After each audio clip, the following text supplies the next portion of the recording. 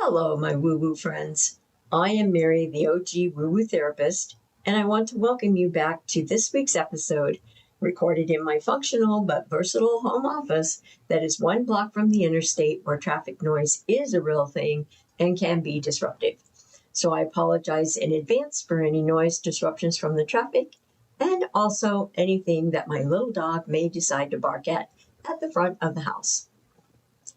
And as usual, I have to tell you everything I talk about today is not intended to take the place of counseling or therapy. It's only for educational purposes. If you relate to any of the information, do not self-diagnose or diagnose anyone else. Seek a professional to talk about it. Now, let me ask you this. Have you ever been told you're doing amazing while inside you feel like you're barely holding it together? Like no one else sees how much pressure you're under or how one small mistake could unravel everything? Well, today's episode is going to be a good example of that because I am not going to go back and correct any mistakes. Because today we're talking about something that looks like strength, but often hides exhaustion, and that is high-functioning perfectionism. Perfectionism and mental health are closely linked, and not always in a positive way. While striving for excellence can be motivating, perfectionism often becomes harmful when it's tied to self-worth and fear of failure. What is perfectionism, you ask? Well, perfectionism isn't just wanting to do well. It usually involves setting unrealistically high standards and being overly critical of mistakes. It feels like anything less than perfect equals failure. And not to mention constantly worrying about others and how they might be judging you. Perfectionism can affect your mental health. It can cause anxiety because perfectionism fuels constant worry. What if I mess up? What will people think? This can lead to chronic stress and sometimes even panic.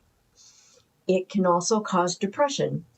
When perfectionists fall short, which everyone does, they may feel like failures, lose motivation, and experience low self-esteem. Over time, this can contribute to depression. It can also cause burnout. Trying to be perfect all the time is exhausting because of overworking, never feeling satisfied, and having difficulty resting. This can lead to emotional and physical burnout. And surprisingly, it can cause procrastination.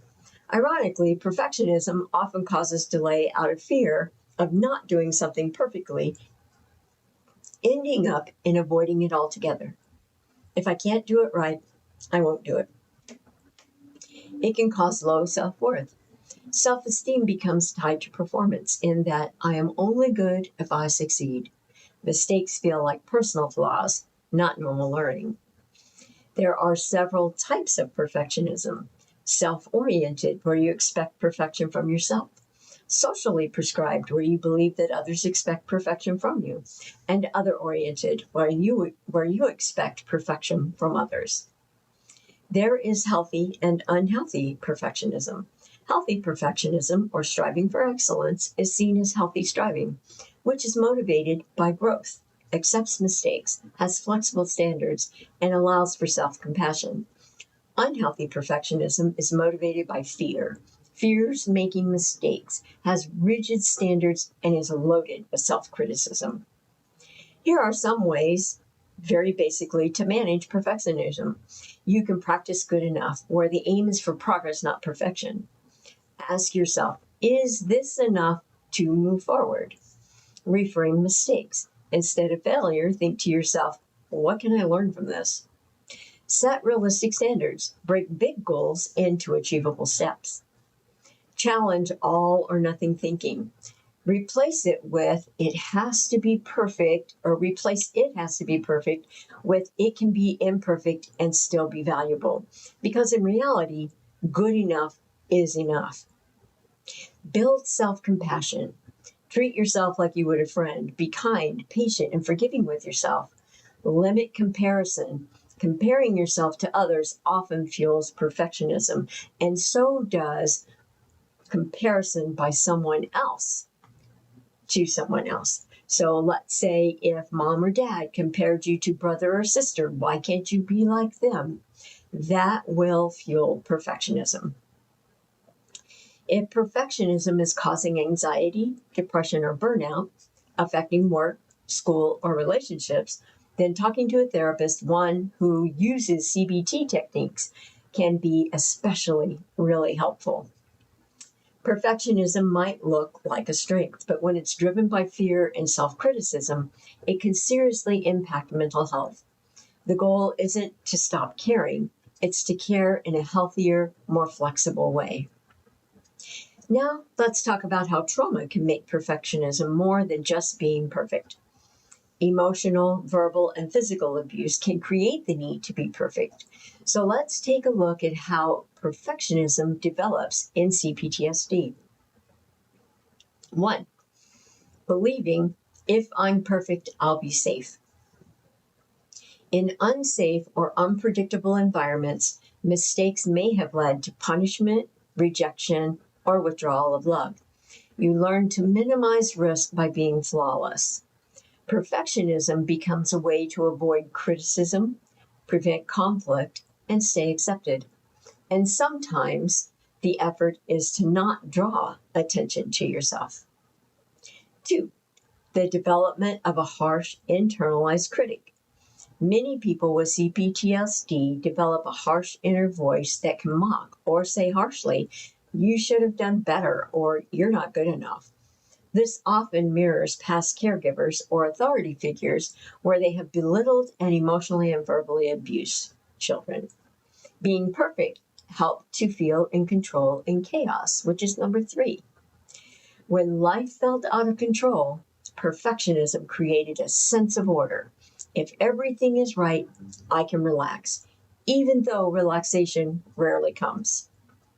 And 4th and finally, development of shame-driven identity, where instead of "I made a mistake," it becomes "I am the mistake." This deep shame fuels constant self-correction and overperformance. The reason why perfectionism hits harder with CPTSD is that perfectionism isn't just about high standards. It's tied to fear responses of fight, flight, freeze, or fawn. There are emotional flashbacks when things go wrong, and the nervous system reads imperfection as danger. So even small mistakes can feel overwhelming or unsafe. People with CPTSD and perfectionism often experience overworking, inability to rest, procrastination due to fear of failure, people pleasing, or trying to be perfect for others. This leads to difficulty finishing tasks because nothing feels good. There are ways of healing the link of perfectionism to CPTSD. And number 1 is to understand the function, where instead of fighting perfectionism, try saying, "This helped me survive. I don't need it the same way now." Number 2, work with the inner critic. Notice the voice and gently challenge it by asking yourself, whose voice is this? Would I say this to someone I care about? Number 3, practice safe imperfection. Start small. Send the email without over-editing, leave something slightly unfinished, then notice that nothing bad happens. 4, regulate the nervous system, because this is trauma-based, not just cognitive. You could use grounding exercises, breath work, and use body-based therapies like somatic work. 5, build self-compassion, which is very important and often the hardest but most powerful shift. Begin thinking that you are not your performance and that you deserved safety even when you're imperfect, that you are only human just like the next person. 6, there are therapy approaches that help, and one is trauma-focused CBT, EMDR, internal family systems, and somatic therapies. Perfectionism in CPTSD isn't about being too driven. It's about trying to stay safe, loved, or unseen in environments that weren't guaranteed safety. The bottom line is that you're not broken for being perfectionistic. You're simply adapting. The goal isn't to stop being perfectionistic overnight, but to feel safer being human. Reduce the fear behind mistakes and replace harsh control with compassionate flexibility. Let me introduce you to Sarah. Sarah is the person everybody depends on. She's organized, reliable, successful. At work, she delivers early. At home, everything runs smoothly. People describe her as put together, but here's what they don't see. Sarah rewrites emails 5 times before sending them. She replays conversations in her head at night. She feels relief when things go well, but she does not feel pride. Because to her, success doesn't feel like success. It just feels like, I didn't mess up this time. What stands out in Sarah's story is not ambition, it's fear. Her nervous system isn't chasing excellence, it's trying to avoid something. Usually, that something is criticism, rejection, or feeling not good enough. And when perfectionism is driven by fear, it doesn't matter how well you do, you never feel safe. So let's clarify something important here. Striving for excellence is not the problem. Perfectionism is. Excellence says, I want to grow. Perfectionism says, I can't afford to fail. Clinically, the difference is this.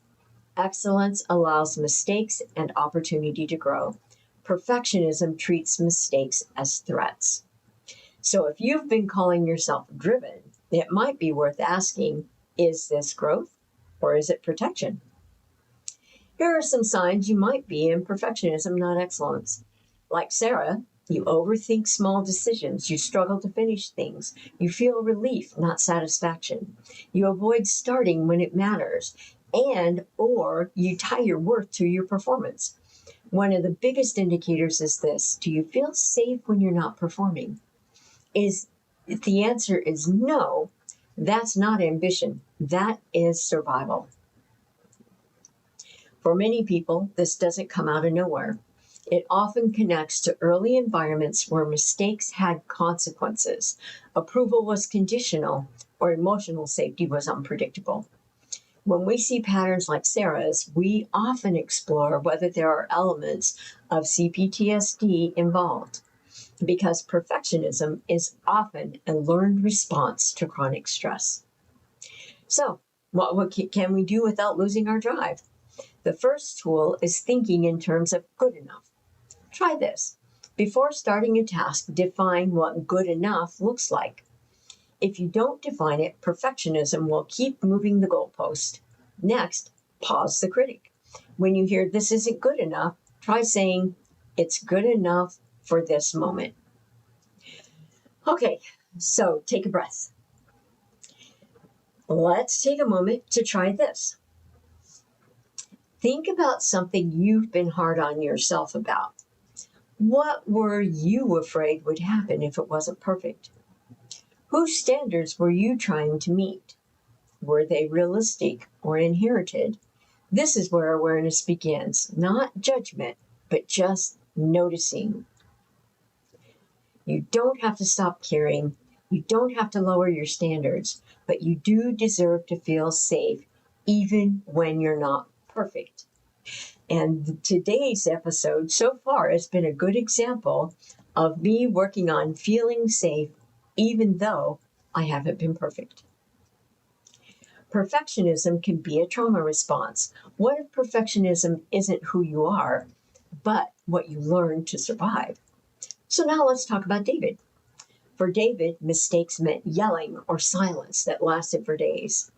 When we are experiencing trauma, perfectionism often begins as thinking, if I get it right, I'll be safe. Your brain isn't overreacting. It's remembering with activation of the sympathetic nervous system. So you get into action to find a way to feel safe. Activation of the sympathetic nervous system is what triggers fight, flight, freeze, or fawn, and they are powerful motivators for action or inaction, depending on the key activator for finding safety. Some perfectionism isn't about performance. It's about being the right kind of person. When your safety depends on others' emotions, you learn to become what they need or to people please. That's not kindness, that's survival shaped like kindness. In this response, we see David fawning to feel safe. He becomes overly compliant. He becomes overly agreeable. Let's talk about Lena. Lena was an easy child. She anticipates needs and struggles with boundaries. In her, we see the fawn trauma response, where there is approval seeking versus connection and identity loss. When your safety depends on others' moods, perfection becomes relational. And we feel responsible for how others feel about us, like Lena. Are you worried that if you don't perform or be perfect, you won't be loved? Then you are living out Lena's story. So, what about this? Have you ever thought, why can't I just start? Then this story is for you. Procrastination is often a freeze response, not laziness, especially when it's unrelated to ADHD. The task isn't the problem. The meaning of the task is. Let's talk about why perfectionists avoid starting. Jasmine avoids important work when she feels overwhelmed by pressure to perform. It looks like procrastination, but it is the freeze response. Jasmine has a fear of evaluation that leads to task paralysis. Procrastination is often a shutdown response, not laziness. What are you avoiding because it matters too much? Some perfectionism looks like success, but it feels like never being allowed to stop. Overworking can be a way to outrun vulnerability. The key question here is, if you stop, what catches up? And Ethan is a perfect example of this. Ethan is driven with a need for intense perfectionism. He's a high achiever. He can't rest and is always pushing. This is the fight response masked as productivity. It is using control as coping. He is at high risk for a burnout cycle. Overworking can be a way to outrun vulnerability. When you stop, what feelings catch up to you? Now I want to talk about that inner critic that we all have. It is that voice in your head. It doesn't start with you. You were not born thinking those things that the inner critic says. You learned them. And anything you learned, you can unlearn. The goal isn't to silence the critic, it's to stop believing everything it says. Let's talk a minute about deconstructing harsh self-talk. Let's talk about David's critical parent voice and Sarah's performance-based worth voice. This is where they have developed internalized authority figures. They operated from shame rather than accountability. The goal here is to rewrite the inner dialogue, or replace the old tapes, as we used to say back in the early days when I was a baby counselor. The goal isn't to silence the inner critic, it is to change your relationship to it. If your inner voice had a face, who would it resemble? Behavioral healing and nervous system retraining are the path to recovering from perfectionism and quieting the inner critic. Looking back at Sarah, she sends an imperfect email. Lena sets a boundary. Jasmine starts before she is ready. And all of these behaviors start them on the path to healing. The idea is to gain safe exposure to imperfection. This allows for rewriting safety responses and tolerating discomfort. You don't heal perfectionism by thinking differently. You heal it by experiencing safety while being imperfect. What's one small imperfect action you can take this week that could start you on the healing journey from perfectionism? A big part of recovering from perfectionism is to get comfortable with the idea of safe imperfection. You don't heal perfectionism by thinking different. You heal it by experiencing safety while being imperfect. Okay, I cannot say that enough. Some things you can do to practice getting comfortable with safe imperfection is to just send the text. Don't recheck it. Notice what happens. Notice what doesn't happen. Autocorrect sometimes can do this for us. When we notice that autocorrect has changed a word, especially for me after I've already sent it, people tell me it's okay. They knew what I meant. And guess what? I didn't die. When we recover from perfectionism, we can then strive for excellence or healthy ambition without fear. Let's look back at our cast of characters and their stories. If Sarah were to begin to experience safe imperfection, she would feel less anxious and still see herself as capable. David would be less fear-driven. Lena would have stronger boundaries and develop a sense of identity unrelated to the approval of others. Jasmine would be able to get into action and be more productive, and Ethan would learn to rest and avoid burnout.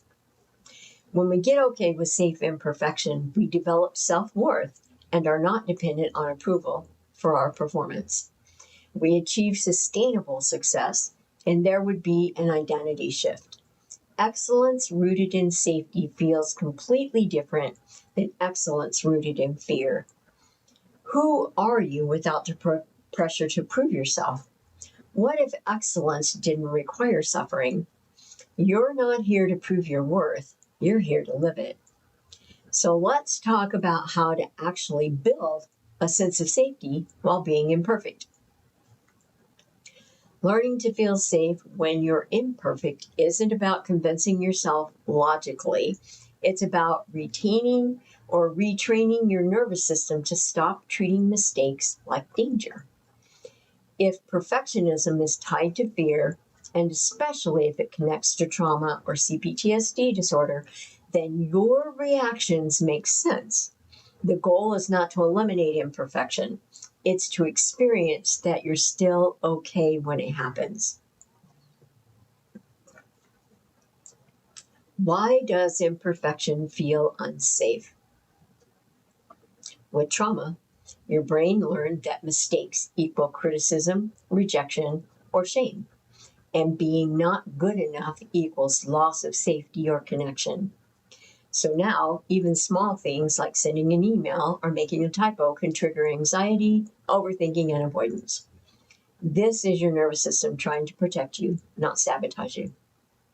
So this is one way, in general, to actually build a sense of safety, and it is done in steps to train your nervous system.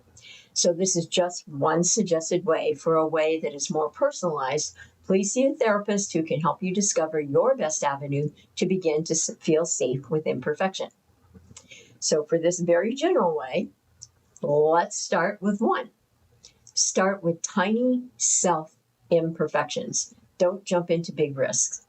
Build tolerance gradually. For example, send a message without rereading it 5 times. Leave a minor typo or say, "I'll get back to you," instead of having the perfect answer. The goal here is to prove to your body that nothing bad happens when you are not perfect. 2, stay with the discomfort this causes, as it is key to beginning to feel safe after you do something imperfect. Notice the urge to fix, check, or overthink. Don't immediately correct it. Instead, sit with the feeling and let the anxiety rise and fall. This is how safety gets learned in the nervous system. 3, name what is actually happening when anxiety hits. Try saying to yourself, "This is a learned response from fear," and or "I'm safe even if this feels uncomfortable." This helps separate past danger, the there and then, from present reality, the here and now. 4, regulate your body first, not your thoughts. If your body feels unsafe, logic won't land. Try slow breathing with longer exhales. Grounding, where you notice 5 things you can see, 4 you can touch, 3 you can hear, 2 you can smell, and 1 you can taste. Relax your shoulders and jaw. Safety is a felt physical sense, not just feeling safe mentally. 5, talk to yourself differently. Replace "that wasn't good enough" with "that was good enough for now," and or "I'm allowed to be learning." It might feel fake at first, but that's normal. Neurolinguistics tells us that the better we speak to ourselves about ourselves, we can help our nervous system reset. It is a process, but one that works. For example, I learned to tell myself that I am telling the truth. This will not kill you. And then I went on to say the truth to myself, like, you can make a mistake and nothing bad will happen, but let's not make a habit of it. And above all else, Do not call yourself names that others use to hurt you. I tell my clients right up front that I don't allow name calling in session. Many times they get affronted and tell me they would never call me names. I tell them I know that, and that I wasn't talking about them calling me names. I was talking about them calling themselves names. My work for myself was with the assumption that I made when my mom would give me that "you have so much potential" talk, that I was an F-up. Rather than telling myself I was an F-up, I learned to say, the sharpest tool in the shed would not have done it that way, and you haven't always done it that way either. You can do better next time. 6, expect a backlash at first. When you stop being perfect, your system may react with more anxiety or strong self-criticism, and maybe even a dip in self-esteem, especially if performance is the source of your self-esteem. But that doesn't mean you're doing it wrong. It means you're doing something new. And 7th, finally, build evidence over time that not being perfect is safe for you. Safety comes from repetition, where you see that imperfect action equals nothing bad happening. Imperfect action means you're still accepted, and imperfect action will allow you to recover. You did not learn to perform perfectly overnight, and you won't unlearn it overnight. But it is so worth the work to get okay with being a truer version of yourself than the performer. Over time, your brain will update to "I can survive this," and then "I survived this." A simple practice you can try today is the 5% rule, where you do something 5% less perfect than usual, like submit work slightly earlier, stop editing sooner, or leave one small flaw. Then ask yourself, am I actually unsafe right now? And when nothing happens, you will begin to trust that good enough is okay and safe. Here is an important truth. You may not feel safe before being imperfect. You learn safety by being imperfect and discovering you're still okay. The bottom line is that you're not trying to become careless. You're trying to become free from fear-driven control. Here are some mottos you can adopt for practicing imperfect. They are short, grounding, and easy to repeat when that fear kicks in. Imperfect is safe. Nothing bad is happening. I'm just uncomfortable. This feels risky, but I'm not in danger. I can survive this moment exactly as it is. Discomfort is not danger. My nervous system is learning something new. I'm allowed to be human and still be safe. I don't have to earn safety by being perfect. I can be imperfect and still be okay. And the best, in my opinion, are: I won't die from being imperfect. I'll grow. Nothing is collapsing. This is just change. I choose progress over protection or perfection. And the most solid one of all is: this feels safe, or this feels unsafe, but I am safe. Well, there you go. Several examples of being imperfect and continuing on feeling safe. Well, that's it for this week. I hope you find the topic interesting and engaging. I want to thank the client that suggested this for a topic. It's something that I have to remember on the daily working with my clients, and that is that sometimes they are working to be perfect even in therapy. Just as I have been working every week to be perfect with these episodes, and it hasn't always worked out. Today, more so than ever, I've made more mistakes in this one today, more mispronouncing, more things that I would go back and edit out. But today I'm not going to. I'm going to submit it just as it is. So if you liked today's episode, please give it a like, leave a comment, and consider subscribing. I will be back next week with another client-suggested topic. Until then, stay woo-woo, my friends.